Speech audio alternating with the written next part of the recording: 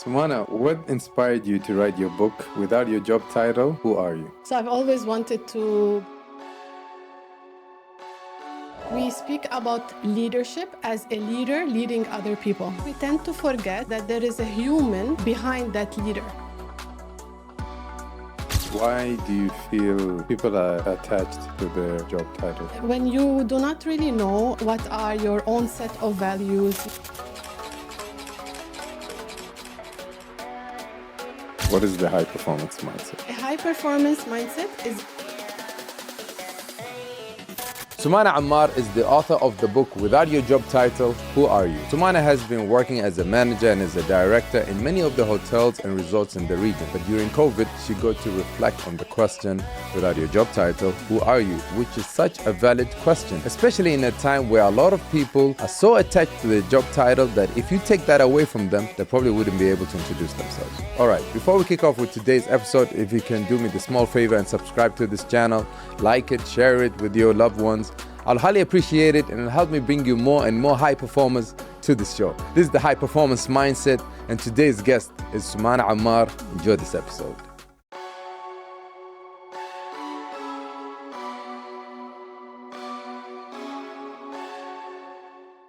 Soumana, what inspired you to write your book? Without your job title, who are you?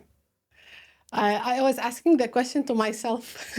So I've always wanted to be able to write a book. Okay. The writing a book was actually one of the vision board pictures I've ever placed on one of the vision boards I've done so many years ago. And without your job title, who are you, was a question that I asked myself when the COVID hit, when there was a pandemic, people were losing their jobs, and I was going through my own transformational journey as well. And then I was like, I found already the topic of what I want to write about, and it just went through a full process of putting my ideas there and really asking the question to the people, high performers or not high performers, whatever they call themselves, like, do you have that self-awareness of who you are if you didn't have that title? Why do you feel people are attached to their job title? A lack of self-awareness. So when you do not really know what are your own set of values, your specific strength, what are your limitations, anything that really inspires you, you end up being attached to something that is given to you. So that I'm not against having job titles. Of course, I mean, you work towards them. They give you hierarchy through your job. You are known for what you currently are doing. But at the same time, it shouldn't be the only thing that differentiates you from someone else. So having said that, it is a very important self-exploration to expand, because they always tell you, I need to have a work-life balance. What we tend to forget is that work is part of life. So you need to have your life, and work is part of it. It could take 80% in a few months. It could take 20% in other months. But as long as you have that awareness and that level of understanding of what it means to you, and if the value of success is quite very important to you, you would be basically working towards developing yourself towards a bigger title, but without losing that sense of authenticity that you have as a person or as a leader. And if that makes sense. yeah, okay, I want to go back, like, before COVID happened. You had a life coach, right? Yes. What made you get a life coach? What made me get a life coach? You would actually laugh. I need to really be very honest with you. I wanted to sort my life out in terms of a personal life. Like, am I doing everything that I'm supposed to be doing right? Are there some goals that I could achieve? I always used to start few things, and sometimes I don't finish them. So I wanted to really understand, are there ways or tips of probably improving? Was there a particular situation that triggered it, that you're like, okay, I really need to do something about this? So before that, I entered, a friend of mine actually asked me if I would like to be part of a meditation group. I've always wanted to explore meditation. It was very new to me. So they had this 21 days of meditation challenges where they sent you these meditations on the phone with some exercises. So the lady who was sending these meditations was the coach. Who I actually reached out to. So I thought there is so much more to the exercises that she's doing. So I said, oh, why don't I just explore life coaching? It was quite interesting for me. I wanted to really get to know a little bit more about myself, having different perspectives. So that's the reason why I got myself a life coach. It was exploration. Okay, and then during COVID 19 or how you called it, Pivot 2020. Pivot 2020. Which I like it. Yeah. You started taking your coaching, doing your coaching program. Yes. Right? Yes. And you started learning about self-leadership. Yes. Right? Yes. And you got to authentic human leadership. Correct. Am I saying it correctly? Authentic human leadership, yes. What do you mean by that? So what usually happens, we speak about leadership as a leader leading other people. What we tend to forget is that there is a human behind that leader. So whether you are leading a group of humans or a group of team members in a company, or whether you are actually leading your life, there is a human behind that leader. So the level of self-awareness that you have, the basis of it, the basis of becoming an authentic leader is having a level of self-awareness, because this is where you will get a lot of understanding of yourself, what triggers you, what are the stuff that actually limit you. So I combined human leadership with authentic, because if you're not being authentic with yourself through the self-exploration journey, there is no reason behind it. So you come out as your own genuine self, you're being very honest with yourself. It's not an easy process to really explore what is really limiting you, for example, or why are you stopping from doing stuff that you always wanted to do. So being authentic about it is one part, and being a human while you're leading is another part. You don't have to, I mean, you can be a leader who's quite straightforward, very transparent, but the way that you come across to the other people is human. And sometimes we sometimes think that, no, being a leader, I have to really be that tough person. I come like up a with robot. a different, so there are different leadership styles. So I'm not talking about leaders who basically lead other people at this specific, let's say, title with authentic human leadership. I'm talking about you as a person. Who are you as a leader? So if you cannot lead yourself first, how are you able to lead others? How are you able to lead your family? How could you lead, for example, wanting, if you're into sports, there is a certain discipline that you require to actually have, right? If you want to achieve something. So it's all about leadership. How do you lead yourself towards your own goals, towards your dreams, towards your thoughts, towards everything that's in your life? Yeah, I definitely agree that, to become a great leader, you have to first be able to lead yourself well. 100%. And that's where you're going to start facing yourself and start addressing all the, as you mentioned, you went through that. 100%, yeah. Start assessing yourself. You started noticing some behaviors that you later realized that this is not acceptable 100%. according to your Agreed. values. And then you mentioned something which I really like. We only heal through helping others. Yeah. What do you mean by that? Oh, that's a very close statement to my heart.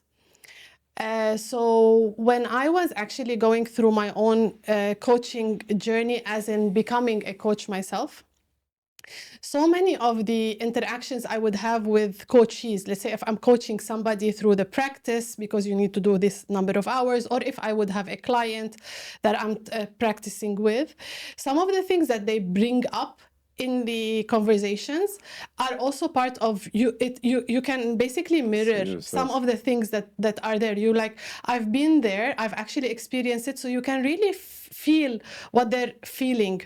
So yes, you can only heal by helping others because you've passed through similar situations and you're having that heart-to-heart conversation with that other person. You can never allow the other person to be themselves unless you are really having that safe space for them to be able to open up about what they're currently facing.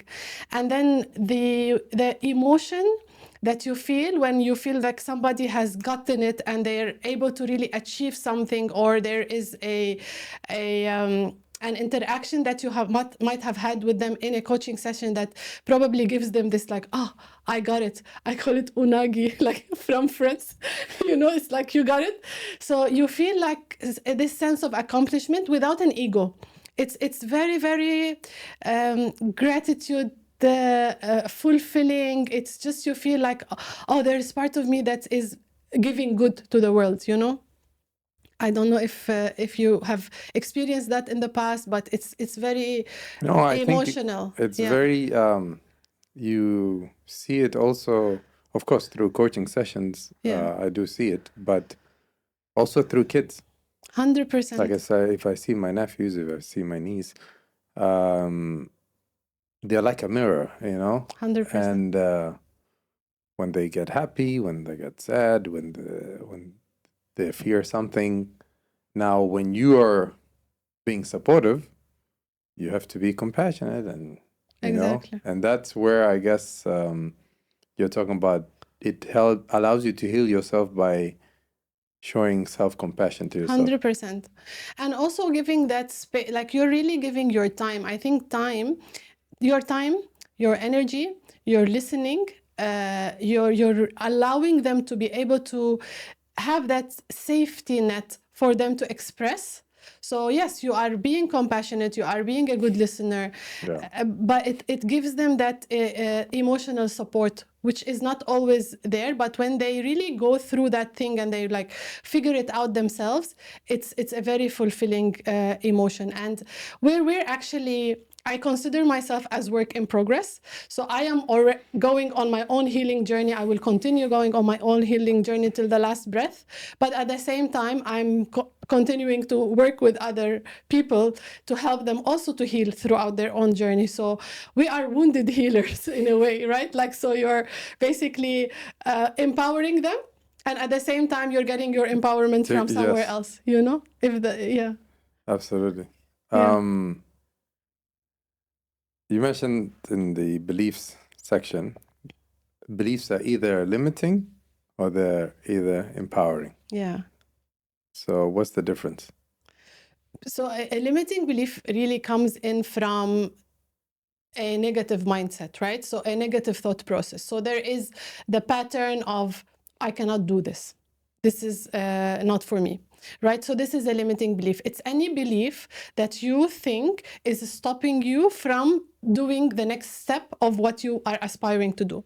Whereas or we call it also disempowering, because it's taking the power away from you and it's taking the lead, kind of. So the limiting beliefs, they grow legs and arms if you really give them that space to just start coming in your head. And then we think so many thoughts throughout the day, and many of them could be a lot of limiting ones or negative ones, depending on our interactions or how safe we feel about a certain subject, right? So the empowering beliefs are the ones that are supportive to us. They are like, no, you can do it. It didn't happen last time, so why do you, it will not happen again. So these are the empowering beliefs. So we can shift from limiting beliefs to empowering beliefs if we have clarity on what our limiting beliefs are, because sometimes we have no clarity. Like, I wouldn't know. So for example, I used to start few projects and then I never finished them. So I would enjoy this and I would enjoy that. And then when I was going through my own coaching journey, the coach said, it's not because these are limiting beliefs, it's because probably you didn't find that passion in that specific thing. So it was just a hobby or something that you really enjoyed doing. So I kind of made sense from the fact that I always start something and I never finish it, to no, it was not, I just wanted to explore. I was just being curious. So then I found out that in my top 10 values, I have curiosity. I'm curious about art. I'm curious about food. I'm curious about, for example, TV shows. I'm curious. I don't have to be an expert, but I'm just curious. So I accepted that about myself. Yeah, at least you can, pursue it without having guilt. Exactly. So when I finished publishing the book, the day that actually this week would be the week where the book was on pre-order. Last year. Mashallah. So this week is like almost like the bookversary, I think they call it, like for a year.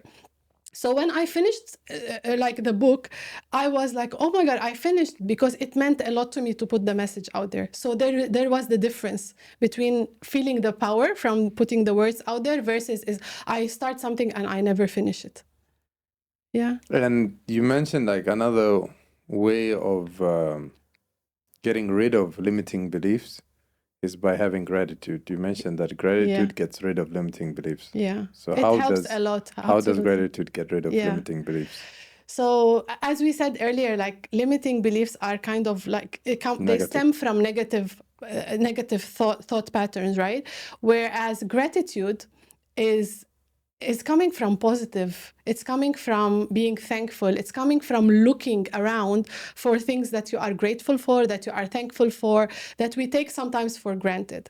So having said that, you have that shift in the way that your thought process is. So you actually rewire your brain. When you are trying to look for grateful moments, grateful incidents, gratitude at the end of the day, there is a neuroplasticity or a new way of the patterns in your brain to be able to look for things that are very positive. So you're rewiring your brain.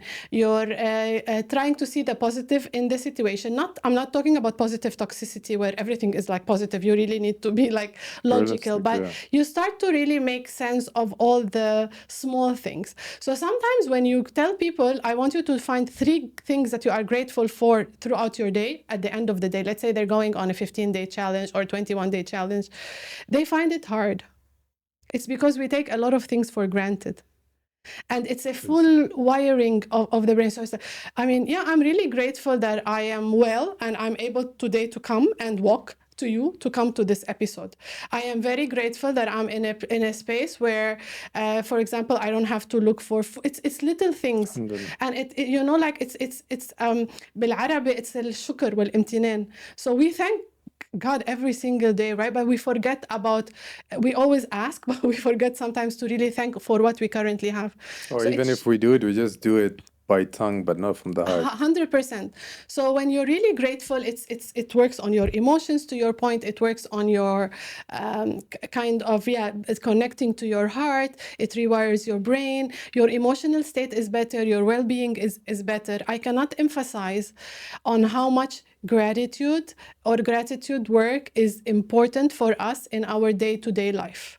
It is the answer.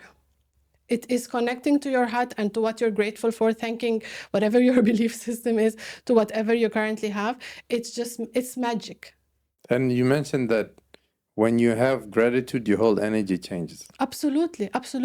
I mean, we are energy, right? And then gratitude is one of the highest levels of vibrational energy that you can have. If you're feeling very grateful, you're feeling positive, you're feeling, people want to be around you. You're expressing a lot of positivity, you're expressing a good inner peace. You feel like, how can I say, like you feel like you're seeing like they say, okay, the cup is half full or half empty. You're seeing it always full. So there is a high level of vibrational energy that you express when you're at a high level of gratitude. Focus on a day where you are, for example, feeling like your day is not yours, right? Like things are not going in your favor. Sometimes technology plays against you, or sometimes your door at the house gets placed against you. You're stuck with your shirt is stuck in the wall, or something falls on your t-shirt before you leave. It's a bad day. It's a bad day. Or else it's like, okay, what happened? You just change. You're very grateful. You just move on, and then it's a pattern, right? So it's how you look at things. So it's I call it like there is an elevated perspective. So you're having, instead of having this very small perspective, gratitude gives you an elevated The perspective. abundance. Exactly. It's not, it's abundance. There's lots of synchronicities that happen when you're abundant. But it's I speak about it with passion, so excuse my but having an abundance mindset is what our religion tells us to Absolutely, absolutely. do. But it's not very easy to apply, It's very hard. you know. But it is it's in the details. Like let's say you get caught by the door while you're going to work or going to an important meeting, and you're like, khalas, the day is over. Or, alhamdulillah, that I have clothes and I can just change another shirt. Yes, You know? true. And you don't know why did this happen. So there is something that I always remind myself. So when I am in a very good state of I'm practicing gratitude all the time and I'm really in that mindset, I always say I am supposed to be at the right time, in the right place at the specific moment. You could be actually protected from something that could be happening. I always believe that. So you don't know why. And yes, it is not easy to have that thinking and that thought process because of what could have happened before or what could have happened after, or you're rushing. You always have to focus on you do your part. And if still something if it went wrong or it didn't go as you planned it to go, Correct. I don't consider it as it went wrong. 100%. I consider it like the way you said it. Yes. It's always for a better reason because God has nothing to lose. Yes. And it depends also on your current value system for that specific thing. So it could be like you're going somewhere and let's say I'm coming to you now and I want to make sure that I am on time and something wrong happens on the way. And I would like to be, let's say like in my top values, being on time is a very important thing. Your reaction to it is going to be different. Yes. Versus if it is something that, okay, you're very chilled, you're meeting some friends, then you react to it also completely different. So it's also, it goes back to your value system and what you really value close to you. Yeah. No, I totally agree. And it becomes a challenge because let's say I'm coming to meet you for a meeting, let's say, and something happens on the road. And you know that people always make excuses, and now I'm becoming one of those who just making an excuse that I'm running late. Yeah, and I always wanted to, let's say, give a good impression. Yeah. That, I always come on time and blah, blah, blah. And now that I cannot prove that, it might harm you. But you cannot control environment. 100%. You cannot control people's reaction. True. But you can control your action, and you can either just apologize, or you can go out of your own way and make extra effort to make it up. Yeah. Absolutely. So it's how you look at things, right? Like, so if this is quite important for you to really leave a good impression, being authentic and in how you lead that situation takes us back to authentic human leadership. So you're taking the lead on how you want to react to that specific situation. If the other person knows you and they know who you are and they know what your values are and you presented yourself, it's one thing. That's fine. Yeah. So then it's fine. But if the person doesn't know you, if they don't know and you, you're trying to leave a good impression. Yeah, it's exactly. Being honest would be like the most appropriate situation. You know what I mean? Like being very, very, very honest about it. I learned this from Generation Z. So I have a few reverse mentors that I currently are mentoring me. I have 5. I'm just practicing on how could I get more knowledge from generations that are younger than the millennials. Amazing. I never heard of a reverse mentors. So if a Gen Z is coming late for work for whatever reason, they would tell you, my alarm didn't go off. They would tell you straight to your face, my alarm didn't go off. I'd rather have someone to tell me my alarm didn't go off. I'm not generalizing. It's just because they are honest and they are just very so they are very, very smart. I learned so many things from them. So the perceptions about Generation Z is sometimes that they are nonchalant and they don't care, which is actually the opposite. Like they are like they're high tech, they want things fast, they go towards what they want. So there's so many positive attributes about Generation Z. So they would tell you something straight to your face. Where if it would be someone like I say, yeah, and I had a problem and then I was trying and then like, why do you want to go around the bushes? So I use this as an example. Exactly. So if you know that the value of the other person is that they appreciate honesty and straightforwardness, then you do it. And if not, you've done your part. You've been true to yourself. Because the reaction of the other person will also tell you about them. And if you are going to getting to know them and you want to leave a good impression on them, you also want to test them in certain situations. And that could be something that was out of your control. So how people react tells you a lot about them as well. Yes, that's true. So we forget that. No, I have seen it in some situations, situation happened. And, especially with Dubai, like if sometimes you could be following the navigation and it's not updated or whatever, and you can't take the turning. Now you have to add, God knows, 15 minutes or whatever. Yes. And if whatever situation happened that you planned it exactly, which is you're not supposed to, but sometimes that's all you have. That's the window you have. Correct. And if you already agreed with the other person, okay. And then you see the reaction where, they don't show any empathy or compassion. Yeah, or any patience or any of that. You understand. Yeah. In situations like this, like when I used to run like a very, very tight schedule when I had meetings, I always used to, like when they come, it depends on the meeting. So if it's been like something that's quite important and I needed to make it, you show an understanding. But if it's something that could be postponed, I will be like very straightforward and honest. I say, I'm sorry, I have a back-to-back. I have only half an hour. So you go directly into the subject. Yeah. So it depends on how you react with that transaction. Yeah. At the end of the day, it's a transaction. It's how you react, but you cannot disrespect if somebody calls you and says, this incident happens, I took the wrong turn. It happens. Yeah, because it definitely happens to you. Exactly. So you shouldn't. So it is about action and reaction, right? So, yeah. All right. What's the difference between neuroplasticity and neurorigidity? Rigidity, yeah. Oh my God, I didn't know we're gonna have a science class here. So yeah, neuroplasticity is about the fact that your synaptic connections in your brain can develop new patterns, right? So like we have said, you practice gratitude and then you start to do that and you develop that, right?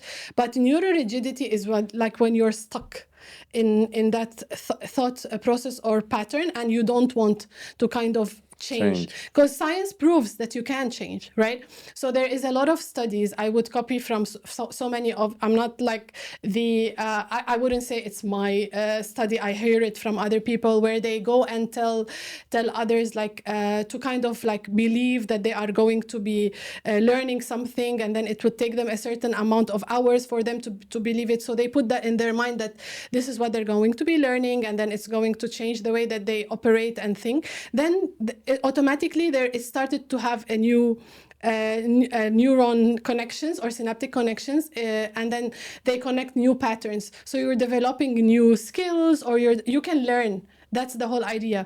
It's not like you can learn at whatever age and you can continue to learn. So this is where neuroplasticity comes in. Whereas neurorigidity, you're like, it's rigid, right? It comes from the word rigid. So you're not actually opening up to learning, or so you're not developing.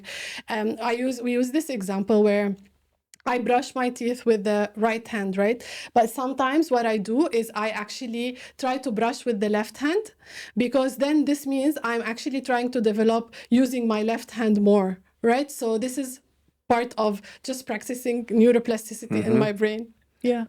And it actually physically changes the brain. Of course. I read it in Sean Akers' book, The Happiness Advantage. And there was an example of the cabbie in London. the black cabs. Mm-hmm. So for you to, especially with other cities, there's a clear structure to the mapping of the Correct. city. But for London, there's no clear structure. So for the taxi drivers to memorize or to learn the ways, they have to memorize it. Mm-hmm. And it's a very difficult exam they go through. But the ones who graduate, they later on, when they ran this experiment or the study, they realized that their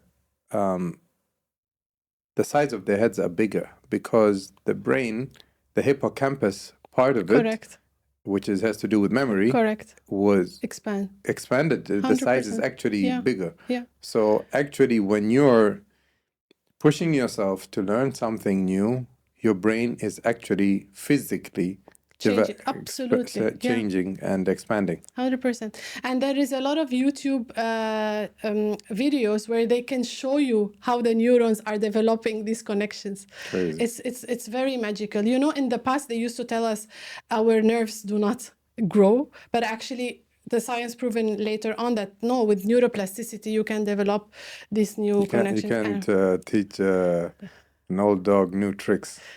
No, you can. So actually, yeah, you can. Unless they're stuck and they don't want to change. So there's nothing you can do. Yeah, no. But it's true, yeah. It's really, it's magical on how the science and how our brains works. I have a friend who has written a book about also like brain and rewiring your brain. And it's like the way that she speaks about it, she's actually a neurologist herself, is quite magical. So our bodies are our own healers, and how we really develop our learning is we just need to allow ourselves to have that time. And if you decide to learn something new, you have to adopt the egoless learning. Yes. Right? All right. So as a realistic example or experience that you went through, yes, tell me about your swimming experience, which you just learned a few years ago. Yes. So how did it happen from... We'll talk about the inspiration, narrative, direction, technique. Yes. But tell me how the inspiration happened. Yeah. I just got back from Italy at the beginning of August, and I managed to go down to the Mediterranean Sea and swim by myself again. Amazing. So I'm not like, of course, I don't go and do like all these laps in big spaces and everything else, but I am able to do. So I used to swim only on my back or a little bit in when it's the water is very, very shallow. So I really didn't know how to swim. Or with floaters. Yes, or with floaters if I was out. So I speak about it in the book. And the other day I had a friend who texted me and said, she saw I posted a picture on Instagram with me swimming, and she said, can you send me a video? I want a voice note. I want someone to hear it of how you learned how to swim. So I was on one lane, and there was another girl like 3 to 4 years old on another lane.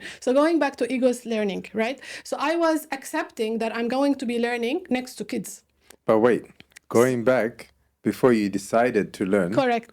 I'll tell you the motive. You had a good motive behind it. Yes.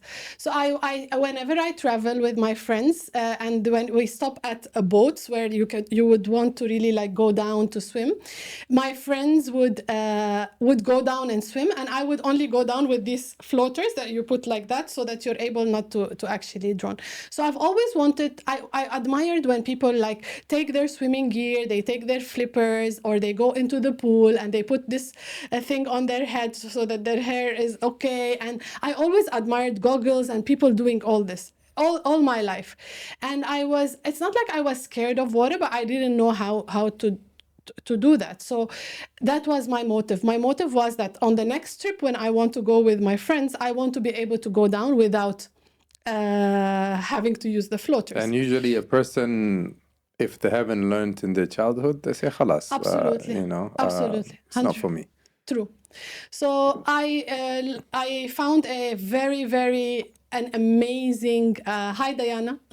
So So I found an amazing coach, and then we went from scratch. So my first few sessions was just breathing.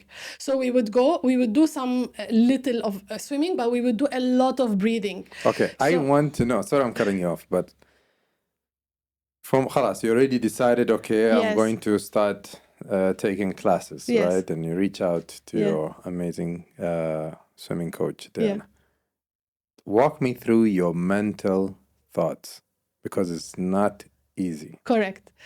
So during that time, I was on a task force job in actually Fujairah. So I have decided that whenever I'm going to come back to Dubai, for 2 months I was there, I have 2 days off. Whenever I'm going to come back to Dubai, I'm going to go to do my swimming classes, right? So I would go and do 2 days in a row every time I'm coming, and then I continued later on. Waking up at 5 o'clock, commitment, being there by 5:30, sometimes 6 o'clock in the morning. Why very early class? Before work. Oh, okay. So whenever you used to come here, you were going to work?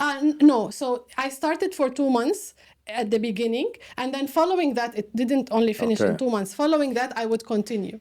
So my mental thought process, I didn't really feel... first of all, I trusted the coach. So I really did a lot of research about it. I had a lot of, how can I say, trust in myself that I'm going to be able to do it. And it was kind of a workout. I have scoliosis, so I was like, okay, swimming is good for scoliosis. I'm already going to learn. The coach is really good. So that was all the thoughts that I was having in my head. We used to go to Jumeirah for an indoor pool. And then every time that I was going and I was finishing some of the, for example, drills, I would feel really like good, like I would feel, like I was able to kind of do it. So it became kind of a natural thing, because the way that they train you, if you're really having a very good coach, how water comes into your mouth, or you kind of get accustomed to all of that. So I was only focusing on swimming and on my moves. So mentally, it was actually helping me, because I'm only focusing on making sure that my hand goes in the right direction, or my legs are doing the right scissors. There were no lessons where you went and you came out, you're like, I haven't improved anything, and no, not at all. Not at all. Not during that. I didn't. The thing is, because I wasn't after anything. I just was after wanting to be able to swim. So I wasn't being judgmental. In comparison with so many other things that I sometimes learn, and I'm very judgmental. Which is very important. And you mentioned in your book, basically, the goal is not to be perfect. The goal is to make progress. Exactly. And that was because I'm not going to go and compete with people. I would see other people like swimming really, really well, and I don't know. So I was on my own pace, being really like, if I would say there's anything that I practiced, which was egoless learning, swimming was really one of them, because I had no ego whatsoever in the whole process. I was on my own, just doing what I'm supposed to be doing, enjoying it through the process, and making progress little by little. So I wasn't after anything that was specific until the summer came, and I went with a friend, and I was still contemplating whether I could go down, because it's the sea, right? And then she actually helped me, and then I managed to just go and come back, and it was easy. And this time, no floaters, nothing. I just came back from Italy. I managed to go down.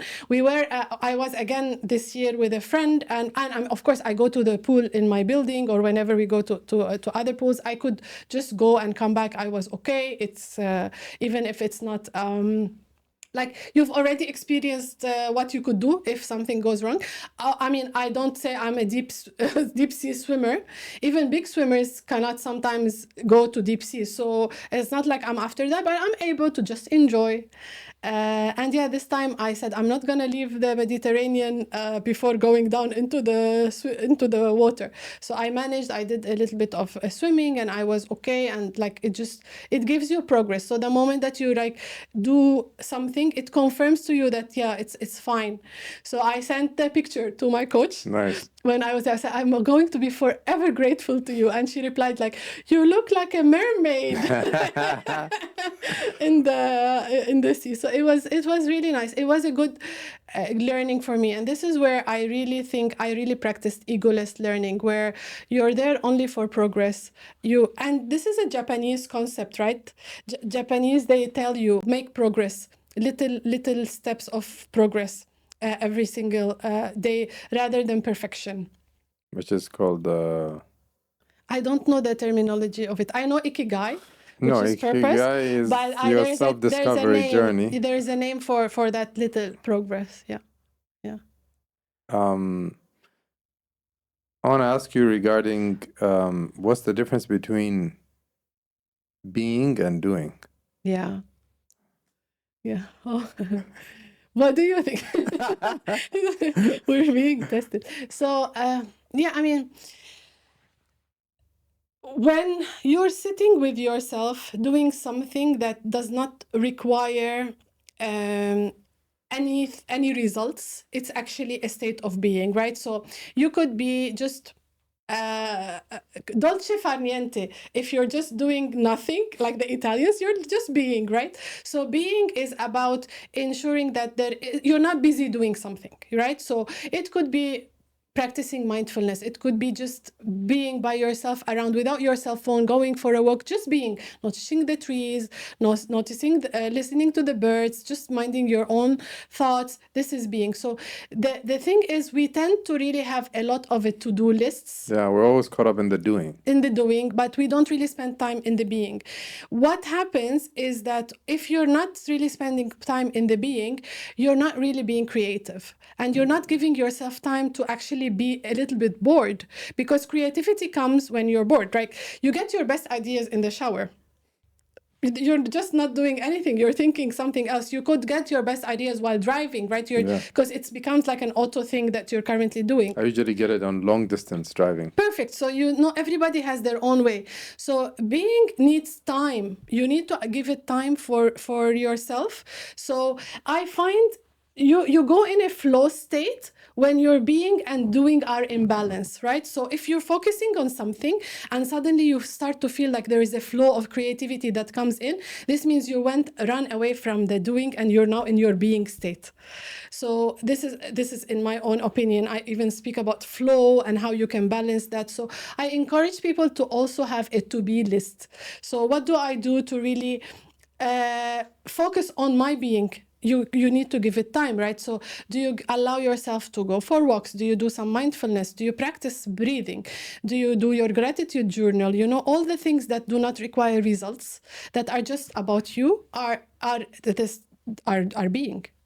Yeah. Amazing. Yeah. I want to speak in the inner dialogue section. So usually people cry with this section. Because yeah. In most cases, a person would either practice self-compassion or they'll practice resilience. Correct. Right? So they'll either... But what you're talking about is when you're practicing self-compassion, it doesn't mean you avoid the pain. Absolutely. It means you push yourself through the pain with kindness and goodwill. Correct. So I'm not anti-resilient, of course, because for example, when you practice gratitude, you develop also resilience, because you're actually looking at things from different angles, right? So resilience is a great thing to have, because you're able to push through, right? But why do you want to push through while really like beating yourself up? So this is where self-compassion comes in, is about embracing your own vulnerability. We tend, I don't know, in this part of the world, at least where I come from, we're being brainwashed to say we're resilient, we can face anything, we don't break, like we just have to be very strong all the time. But that, I mean, strong, if you're not flowing like water, you're going to be just broken, right? So the whole idea behind self-compassion is allowing yourself to also be vulnerable. And by being vulnerable, it's about being honest with yourself, about allowing yourself to just reflect on that pain and allow it to come right? So if the pain is going to really give you a lot of other reflections, we need to allow it. It's not going to be a very easy process, but yes, self-compassion is key in how you are going to be reflecting on whatever situation is happening in your life. And we sometimes forget to be self-compassionate. I was guilty of it. Now, for example, I just got back from leave. And then I'm going back into my routine. So automatically you go back into your work routine. That's easy because there is a structure there, right? So I want to go back into my workout routine, my healthy food, because you know. So last week I was, yeah, it's okay. I'm going to be able to do it. It's going to happen. That's fine. Then the week after, like at the beginning of this week, I was like, I haven't really started. It's Monday. What's going on? Like, why I haven't? But then I forget that to develop some habits, you need to do little by little steps. So that self-talk starts to come in. But when I start to reflect on like, it's okay. Like today you can maybe go for a walk. Then tomorrow, for example, take a break. Then the next day you go for a walk. This is me talking to myself with self-compassion. That's what I would advise a friend. I always tell people, if your friend comes with the same issue that you're currently facing, what would you tell them? But we don't tell that to ourselves because we're like resilient, we're non-vulnerable. We don't spend time on reflecting on what is good for us. You're your own best friend. If you don't treat yourself well, you carry yourself everywhere.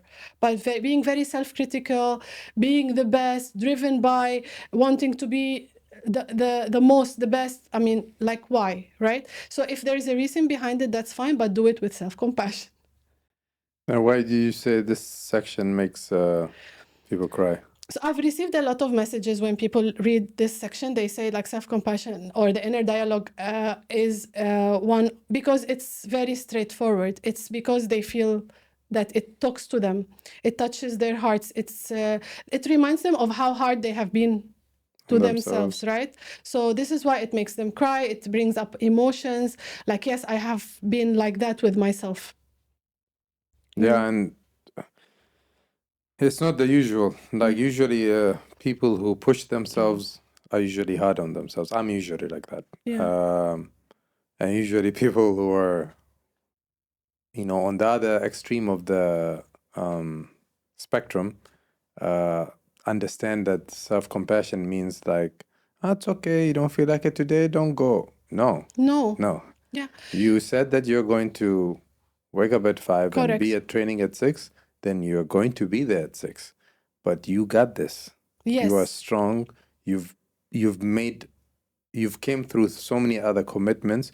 That's the type of person you are, and things are going to get fine. Just like how you did it the other time, you can do this. And absolutely, you tap into, as David Goggins calls it, your cookie jar. 100%. I totally agree with you. So there is no harm in pushing yourself. Of course, you need to, like, if I didn't want to have that motive to go and learn swimming, I wouldn't wake up every single day.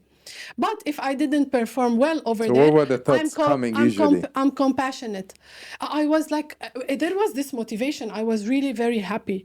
When you're doing something from the deepest bottom of your heart, I think the drive was stronger than me. The passion towards it was stronger than me. So it was actually pushing me. So that's why I say, find something that really like makes you feel very happy and go and do it, because it will impact so many other elements of your life. There wasn't fears coming? No, not at all. During that period, not at all. And when, let's say, you wake up in the morning and you really want to learn how to swim, but you feel tired. Yes. So if you feel basically tired, you would go and tell the coach, today I'm not at my best, So once you're in it, it just shifts. It's this milliseconds.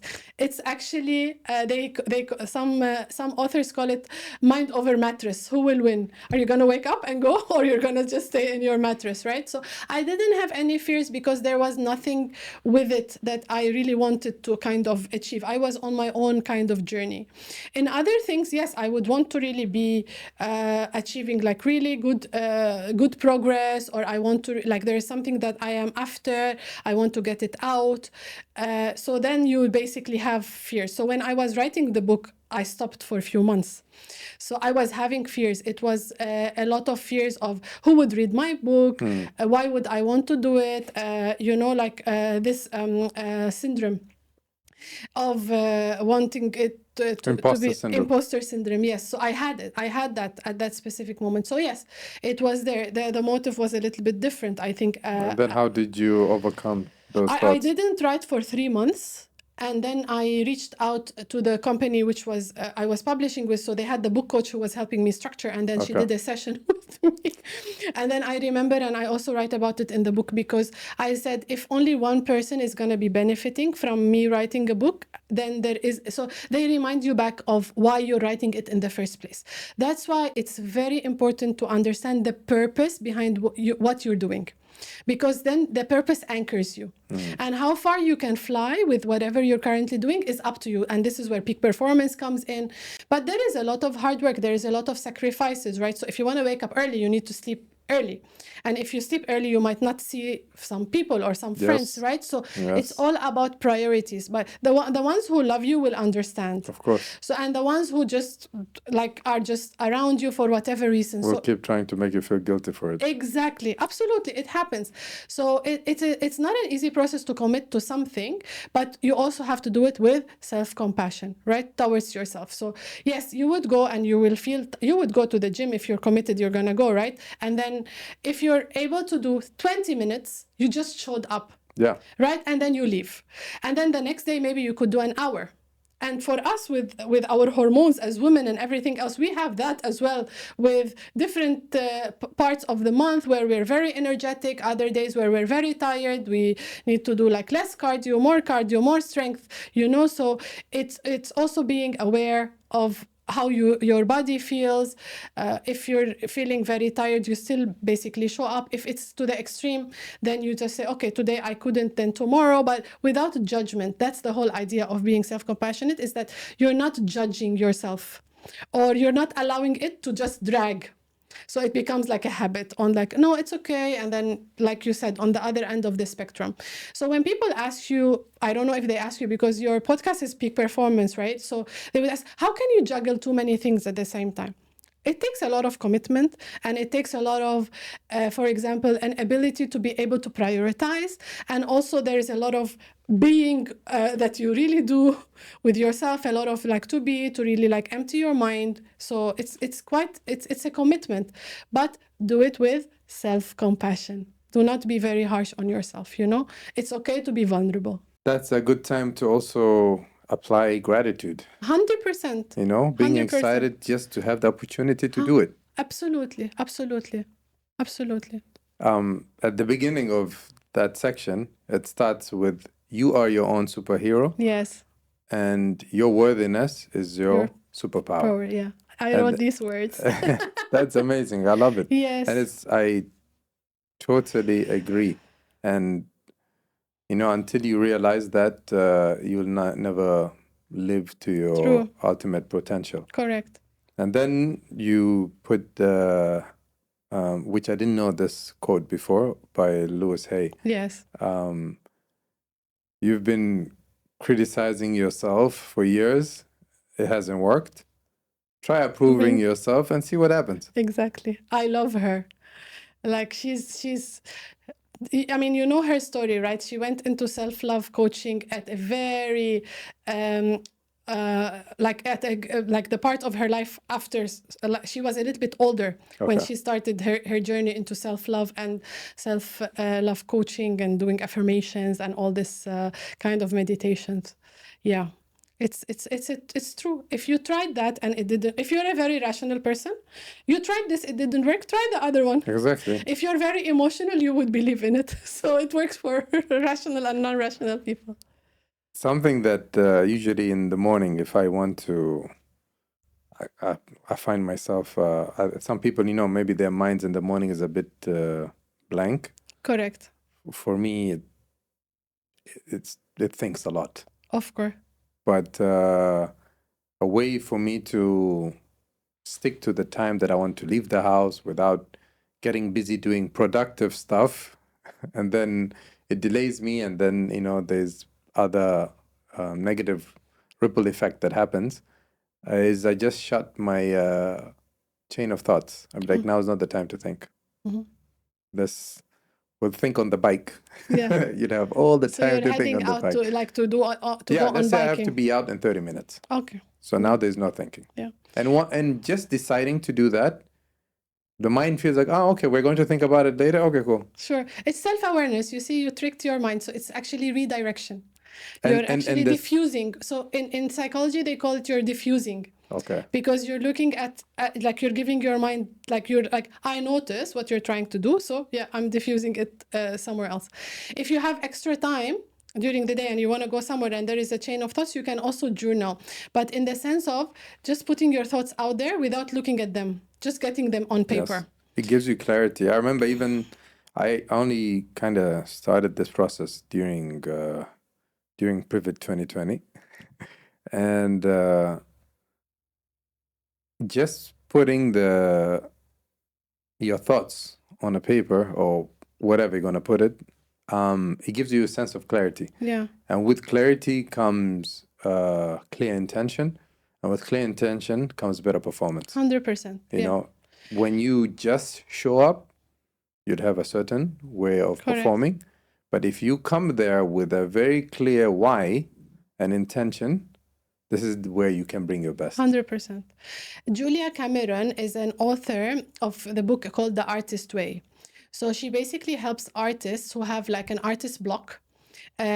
She helps also actresses, actors, writers, if they have all these blocks in their life. And then in her book, I'm still yet to finish the second part of it because it has a lot of exercises and I wanted to commit to doing them weekly.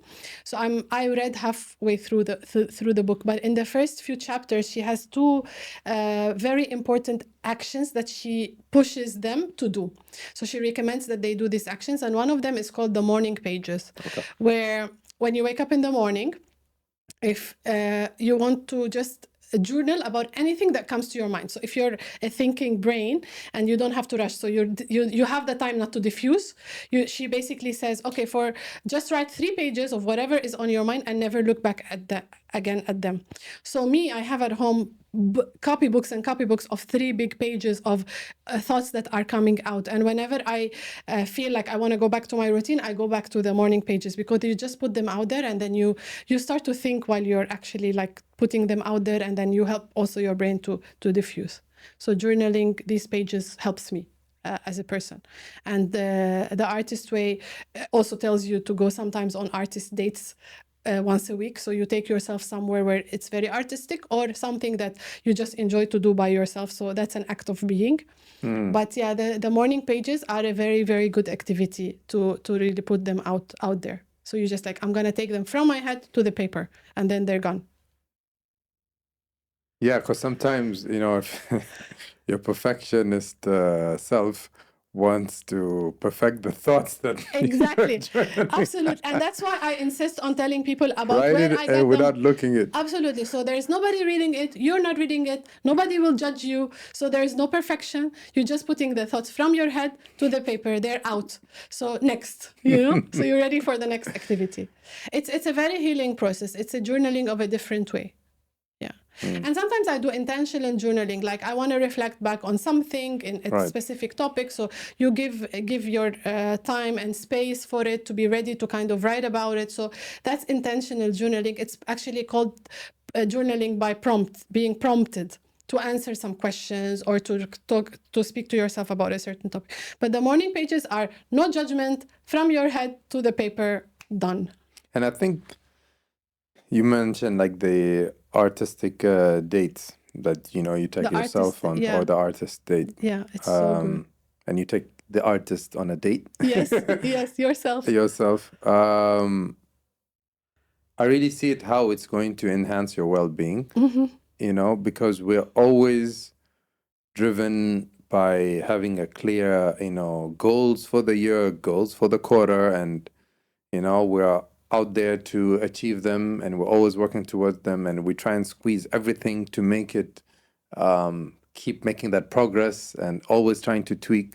But then there is no space for just being, and doing one way of practicing just being would be allowing yourself some room for curiosity, Exactly. to entertain that side of you. Otherwise, 100%. you'll just be, just stuck in one line, and there'll be these things that you've been curious maybe for a long time. But you couldn't have And the the time to experience that explore. comes out of it when you go and start doing things that you're interested in, Yeah, and you start pursuing it, it really makes you feel alive again. Like you come absolutely. back refreshed just by doing 100%. this This 60 little, minutes. yes, exactly. You're like out of connection with other people. You're just doing something for yourself, doing something that you really enjoy, allowing yourself not to be rushed. Because we're always, especially now, we're being rushed by the phone. We're being rushed by having to respond to someone. We're being rushed by appointments. We're being rushed all the time, and it's getting worse and worse as life goes on. So that's why we need to make the Schedule time it. for it and schedule it so that we are committing. So you're basically, I like that she says it's the artist date, because you're putting a date with yourself, for yourself, to just go and explore or be, or just walk or see some art or get creative, whatever really inspires you. So it's a very good way of getting in that creative mindset. Yeah. Okay, so Soumana, from your perspective, what is the high performance mindset? Oh. So I would say it's a high performance mindset is very perceptual. So it is depending on what it means to each and every person. To me, I think if you are in a state of flow, you're allowing yourself to be doing and being able to put in the work, committing to your values. The results by themselves will show. And then this is where the high performance comes in. So high performance mindset needs to be someone with a mindset that is basically open, allowing yourself to have an enhanced improvements, little by little, incrementals improvements. It gives you an opportunity to thank yourself, celebrate yourself. A high performer would always say, okay, I didn't do well this time, self-compassion. So it's a mix of being able to allow yourself to be at that peak. Being at the peak, you're not going to be alone, but there's not going to be too many based on your own journey. The thing is, we tend to forget that being high performer, enjoy the journey versus the destination, right? Absolutely. So if whoever you have with you, how do you really grow and develop the person that you were before, reflecting back on that, all of this are part of being a high performer, because you reflect a lot. So when you reflect a lot, you basically improve and enjoy. So this is how I would actually think of a high performance mindset. But Beautiful. high performer means to me versus to you something different. Yeah, it's very subjective to Yeah. every individual. Absolutely. Yeah. Beautiful. Beautiful. All right. Thank you so much for today, Welcome. Soumana. Thank And you. for everyone else, go and get a copy of yourself. I personally read the book and I'm yet to finish it, but I'm already more than halfway through, and I totally recommend it. Thank you Without so your much. job title, who are you? By Soumana. Thank you. Thanks for today. Thank you.